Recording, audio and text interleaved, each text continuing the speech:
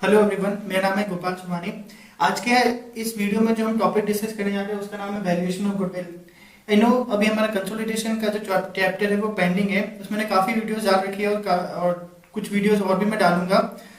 But कुछ students की request आई थी वैल्यूएशन ऑफ गुडविल के लिए, और क्योंकि ये ज़्यादा बड़ा चैप्टर नहीं है इसलिए मैं सोचा पहले हम इसका वीडियो बना देता हूँ। तो इसमें नॉर्मली इसके 2 या 3 वीडियो बनेंगे।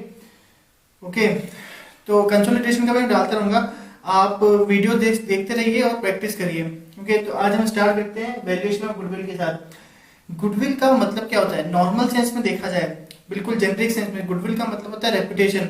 अगर हम देखें एक मार्केट में 2 फर्म है, एक फर्म जो होती है उसके यहाँ ज्यादा कस्टमर आते हैं, उसकी ज्यादा सेल होती है, और दूसरे फर्म के पास कम कस्टमर आते हैं, कम सेल होती है।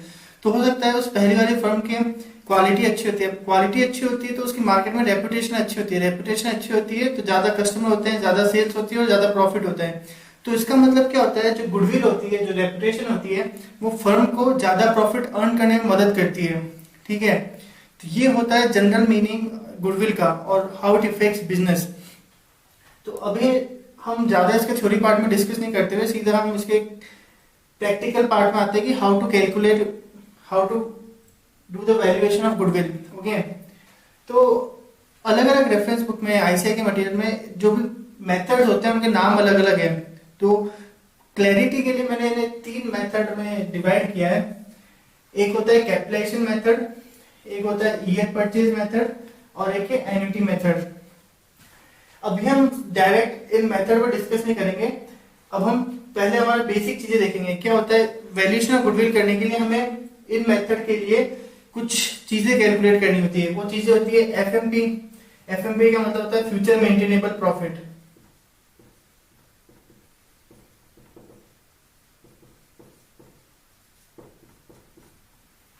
एफएमपी कैलकुलेट करनी होती है, कैपिटल एम्प्लॉयड कैलकुलेट करना होता है, नॉर्मल प्रॉफिट और सुपर प्रॉफिट। तो इन तीनों मेथड के लिए हमें मिनिमम ये चीजें कैलकुलेट करनी होती है। तो आज हम देखेंगे इस वीडियो में कि हम एफएमपी की कैलकुलेशन कैसे करते हैं। Future maintainable profit. Future maintainable profit का मतलब क्या होता है, बिजनेस फ्यूचर में कितना प्रॉफिट अर्न करेगा वो कैलकुलेशन हमें करनी होती है। वो कहलाता है फ्यूचर मेंटेनेबल प्रॉफिट। कितना प्रॉफिट फ्यूचर में मेंटेन रहेगा बिजनेस का।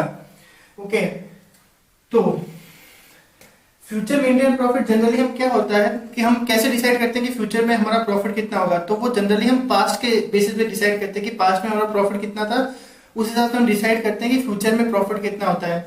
तो ये पास्ट प्रॉफिट के अकॉर्डिंग डिसाइड होता है। तो इसमें 2 मेथड होते हैं। एक तो होता है एवरेज प्रॉफिट मेथड, और एक होता है वेटेड एवरेज।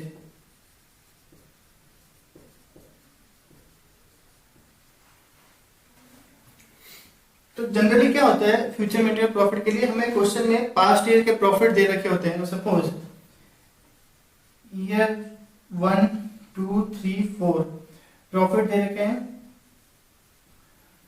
10 -2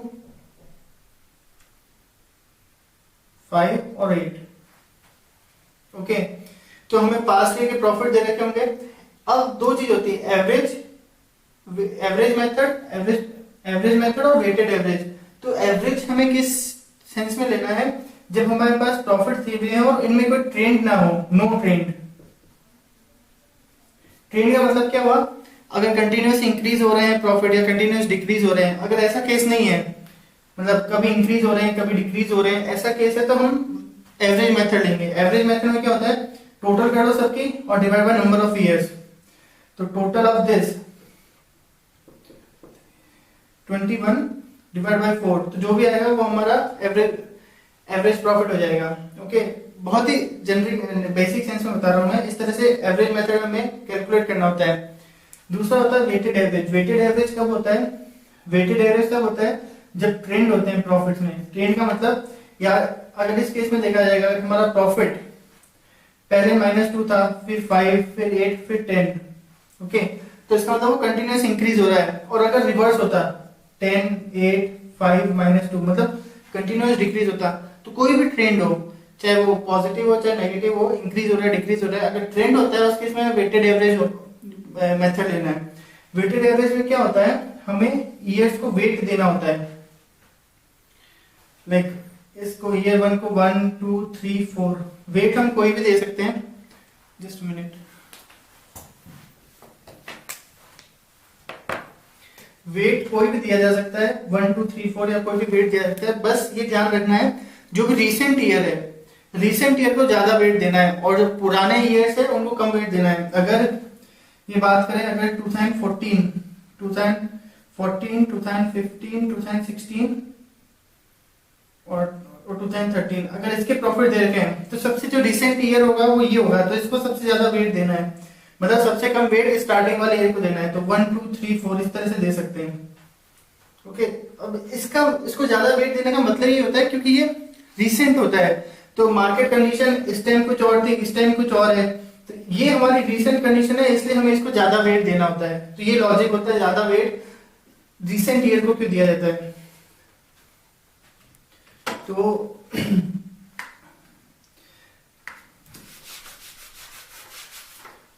तो अगर देखा जाएगा प्रॉफिट है हमारा 10 8 5 -2, तो हम वेट देंगे 1 2 3 4 और फिर इसको और इसको वेट को मल्टीप्लाई करेंगे 10 16 15 -8 और इसकी टोटल करेंगे 41 -8 33 divide by number of weight, the total of weight 10, so that will be 3.3 हमारा एवरेज प्रॉफिट हो जाएगा। ओके, तो ये है, सबसे पहले हमें कैलकुलेट करना होता है एफएमपी। अब एफएमपी के दो मेथड है, ठीक है ना, बट एफएमपी कैलकुलेट करते समय हमें कुछ चीजों का बहुत ही ध्यान रखना होता है। वो क्या है मैं बताता हूँ।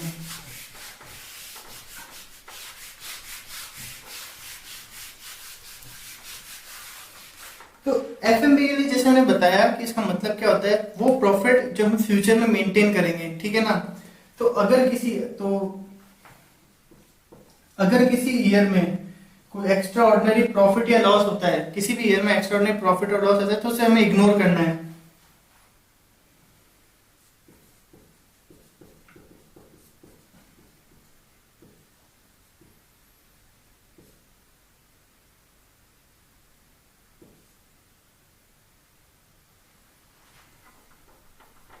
तो कोई भी अगर एक्स्ट्रा ऑर्डिनरी प्रॉफिट और लॉस, क्योंकि हम फ्यूचर में हमें तो पता होता नहीं कोई एक्स्ट्रा लॉस होगा नहीं होगा, हमें तो नॉर्मल बिजनेस प्रॉफिट कैलकुलेट करना होता है।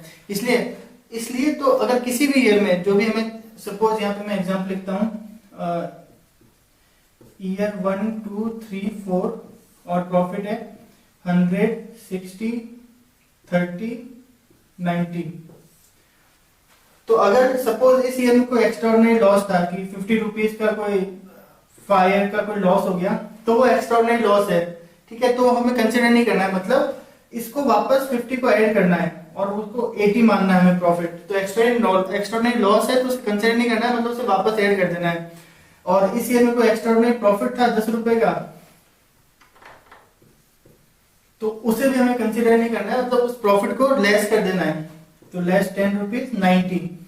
तो एक्स्ट्राऑर्डिनरी कोई भी प्रॉफिट या लॉस होता है उसे इग्नोर कर देना है, ठीक है। दूसरा होता है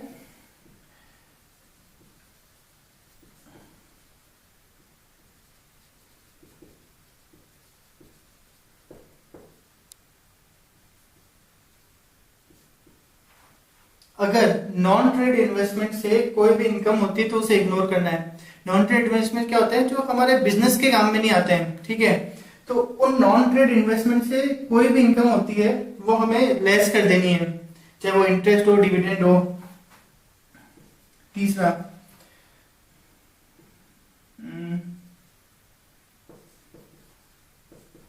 फ्यूचर इनकम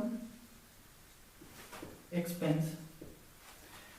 अगर हमें पता है कि फ्यूचर में कोई एक्सपेंसेस होने वाला है, फ्यूचर में हमें कोई नई इनकम होने वाली है, तो उसे ऐड करना है हमें,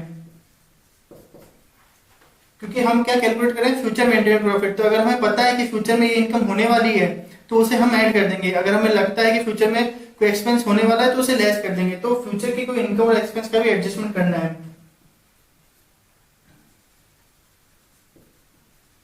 चेंज इन टैक्स रेट, तो यहाँ पे भी बात आती है, अगर प्रीवियस ईयर्स में हमारी टैक्स की रेट कुछ और थी, सपोज 40% थी, अब आने वाले ईयर्स में हमारी टैक्स की रेट होगी 30%, तो फ्यूचर में जो भी होने वाला है हमें उसे कंसिडर करना है, तो हमें टैक्स रेट जो है वो 30% के अकॉर्डिंग कैलकुलेट करनी है। ओके, तो हमें उसका इफेक्ट भी देना पड़ेगा टैक्स रेट का। ओके, वो कैसे देना है वो आगे आने वाले क्वेश्चन में बता दूंगा। मतलब लास्ट ईयर के प्रॉफिट में 40% टैक्स लगा हुआ है, ठीक है, तो उसे हमें वापस ऐड करना है, टैक्स को वापस ऐड करना है प्रॉफिट में, और फिर जो नई रेट है उससे हमें टैक्स कैलकुलेट करना है। फिर है चेंज इन अकाउंटिंग पॉलिसीज। अच्छा, चेंज इन अकाउंटिंग पॉलिसीज का मतलब क्या हुआ, अगर हमारे वैल्यूएशन में चेंज होता है, like valuation of stock, inventory का वैल्यूएशन मेथड चेंज हो रहा है, मतलब इस टाइम हम कुछ फीफो ले रहे थे और आगे आने वाले ईयर्स में हम लीफो मेथड लेंगे, तो उसका एडजस्टमेंट हमें हर ईयर में करना है। मतलब हम सारे ईयर के प्रॉफिट को एडजस्ट करेंगे, देखेंगे फीफो में जो था वो स्टॉक ये था, लीफो में होता तो क्या स्टॉक होता, तो लीफो के अकॉर्डिंग जो स्टॉक होता है वो एडजस्टमेंट हमें करना है सारे ईयर्स में। जो भी एडिशनल प्रॉफिट और लॉस हो रहा है change in valuation of stock के कारण, वो हमें एडजस्ट करना है, ये मानते हुए कि हम सारे ईयर में अब लीफो फॉलो करेंगे। तो चेंज इन अकाउंटिंग पॉलिसीज का इंपैक्ट सारे ईयर में देना है, चेंज इन अकाउंटिंग रेट का, हमें टैक्स रेट का भी सारे ईयर में एडजस्टमेंट देना है। फ्यूचर वो हमें कंसीडर करना है कि फ्यूचर में हमें जो भी इनकम एक्सपेंस होनी है वो हमें कैलकुलेट करना है और वो एडजस्ट करना है। और नॉन ट्रेड इन्वेस्टमेंट की कोई भी इनकम होती है वो हमें डिडक्ट करनी है। एक्स्ट्राऑर्डिनरी प्रॉफिट और लॉस होता है, तो अगर प्रॉफिट है तो वो ऐड हुआ होगा उसे वापस लेस करना है, और अगर लॉस है तो वो लेस हुआ होगा उसे वापस ऐड करना है। तो हमें एक्स्ट्राऑर्डिनरी चीजें कंसीडर नहीं करनी है, नॉन ट्रेड इन्वेस्टमेंट की इनकम कंसीडर नहीं करनी है। फ्यूचर इनकम एक्सपेंस कोई होने वाले हैं जो हमें पता है आगे आने वाले ईयर्स में होंगे, उसे हम एडजस्ट करना है, उसे इंक्लूड करना है इनकम एक्सपेंस को। चेंज इन टैक्स रेट का इंपैक्ट हमें देना है, और चेंज इन अकाउंटिंग पॉलिसीज का इंपैक्ट हमें देना है। कुल मिला के हमारा यही ऑब्जेक्टिव रहता है कि आने वाले ईयर्स में हमें कितना प्रॉफिट होगा, तो उसके अकॉर्डिंग जो भी एडजस्टमेंट रिक्वायर्ड होते हैं, तो ये मेन चीजें हैं। इसके अलावा और भी क्वेश्चन में अलग से दिया हुआ हो सकता है। तो जो भी फ्यूचर में होगा इनकम और एक्सपेंस, उन सब का एडजस्टमेंट करके, या फ्यूचर में नहीं होंगे जो इनकम एक्सपेंस, उनका एडजस्टमेंट करके हमें फ्यूचर मेंटेनेबल प्रॉफिट कैलकुलेट करना है। तो यहाँ पे एक मैंने क्वेश्चन लिखा हुआ है, अभी हम देखेंगे कि उसे कैसे सॉल्व करना है।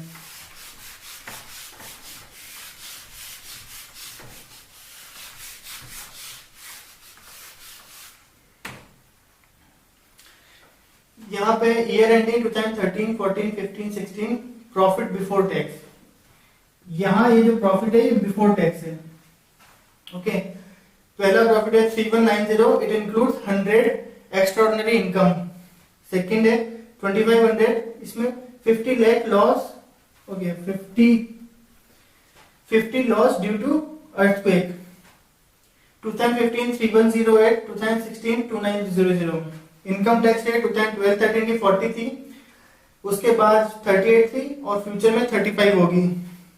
Company has 9% non trade investment of 600 purchase on 1 April 2014, non trade investment.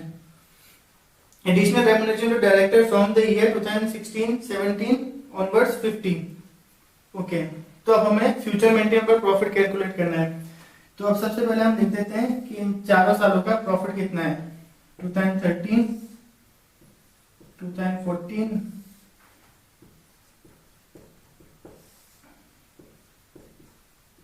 2016 profit है 3190, 2500, 3108, 2900। तो यहाँ पे सबसे अच्छी बात यह है कि यहाँ पे हमें ऑलरेडी प्रॉफिट बिफोर टैक्स दे रखा है।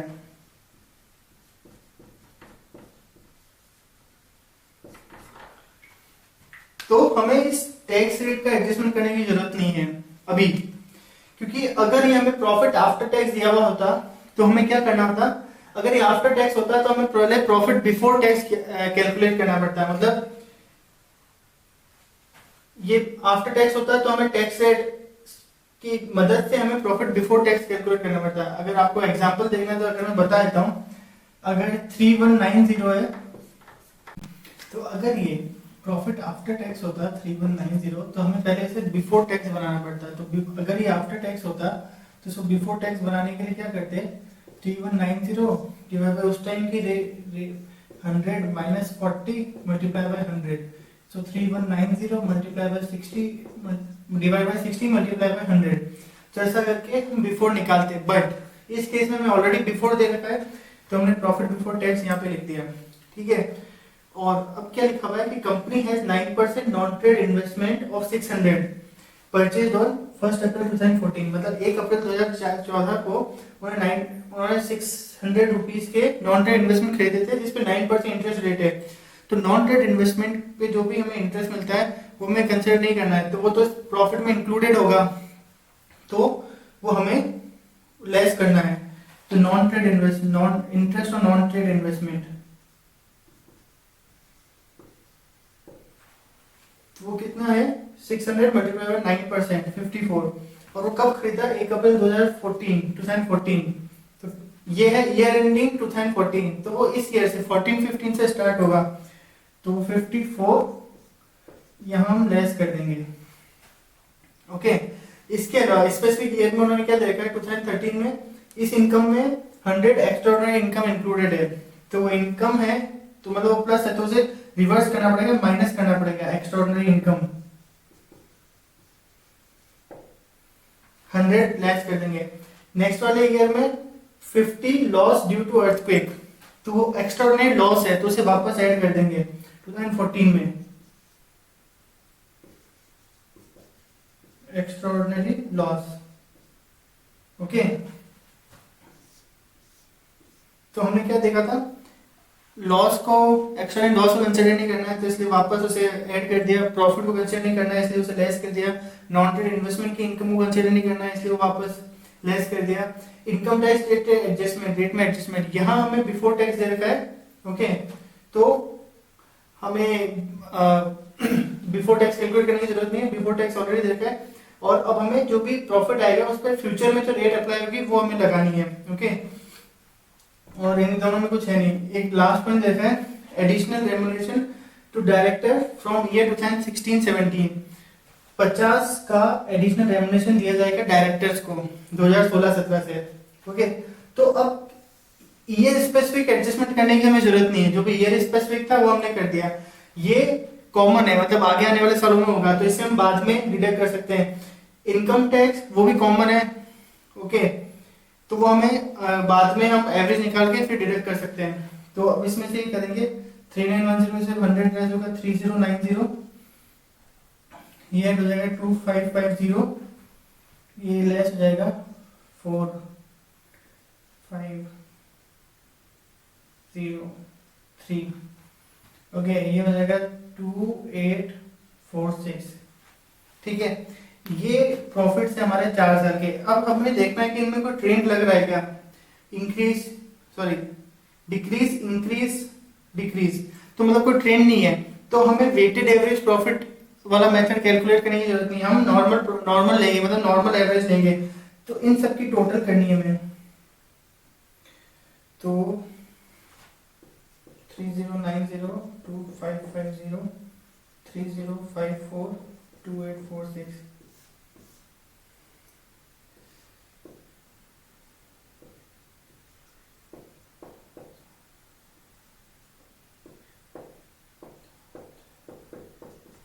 मैंने टोटल कर लिया, आई थिंक सही होनी चाहिए, बट फिर भी जो भी टोटल है, ओके, जो भी टोटल है divide by number of year 4 है तो डिवाइड बाय 4 कर देंगे और फिर क्या आएगा 2,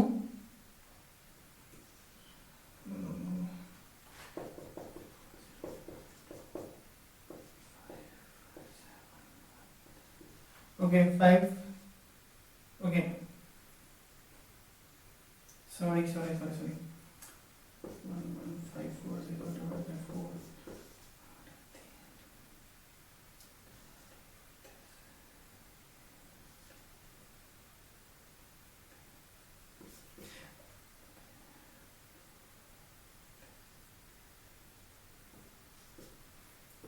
divided by 4, I don't know calculation correct है या नहीं है, जो भी, बट जो भी प्रॉफिट आएगा, अब 2885 ये हमारा प्रॉफिट आया है, ठीक है। अब ये हमने प्रॉफिट बिफोर टैक्स देखा है तो ये हमारा प्रॉफिट बिफोर टैक्स है, ठीक है, ओके। हमने सारे एडजस्टमेंट कर दिए, ये एडिशनल रेम्युनरेशन का एडजस्टमेंट अवेलेबल करना है क्योंकि ये आने वाले आगे वाले ईयर्स में अप्लाई होगा, तो हम उसे जब एवरेज लेने के बाद उसमें से डिडक्ट कर देंगे 50 एडिशनल रेम्युनरेशन। यहाँ मेनली हमें इस टाइम हमें वही कैलकुलेशन वही एडजस्ट करना है जो स्पेसिफिक ईयर से रिलेटेड है। मतलब ये स्पेसिफिक लॉस था इसलिए इसमें से प्रॉफिट था इसलिए लेस कर दिया, ये स्पेसिफिक था ये स्पेसिफिक था इसलिए यहाँ पे एडजस्टमेंट किया है। जो भी कॉमन है वो हम बाद में एक बार एवरेज प्रॉफिट कैलकुलेट करने के बाद कर सकते हैं। तो जैसे ये कॉमन है तो एवरेज प्रॉफिट कैलकुलेट किया, उसमें से ये एडिशनल जो हमारा रेम्युनरेशन है वो लेस कर दिया, तो 2835। अब ये भी प्रॉफिट बिफोर टैक्स है, अब हमें फ्यूचर टैक्स की रेट अप्लाई करनी है। तो माइनस जब 35% करेंगे उसके बाद जो आएगा वो हमारा फ्यूचर मेंटेनेबल प्रॉफिट होगा। तो इस तरह से हमें एफएमपी की कैलकुलेशन करनी है। तो आप ये पॉइंट याद रखिएगा किस किस को हमें एडजस्ट करना है। और इसके जो क्वेश्चन होते हैं वो थोड़े ट्रिकी होते हैं। कंसेप्ट बहुत ही सिंपल है, बहुत ही छोटा सा कंसेप्ट है, क्वेश्चन कई बार ट्रिकी होते हैं, तो आपको अच्छे से क्वेश्चन पढ़ना है और उस अकॉर्डिंग आपको एडजस्टमेंट करना है। तो इस वीडियो में तो हमने एफएमपी डिस्कस किया है, नेक्स्ट आने वाले वीडियो में कैपिटल एम्प्लॉयड और बाकी चीजें देखेंगे।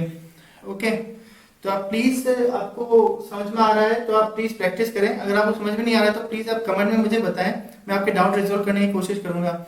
और आपको पसंद आ रहा है तो प्लीज लाइक एंड सब्सक्राइब करें। Thank you.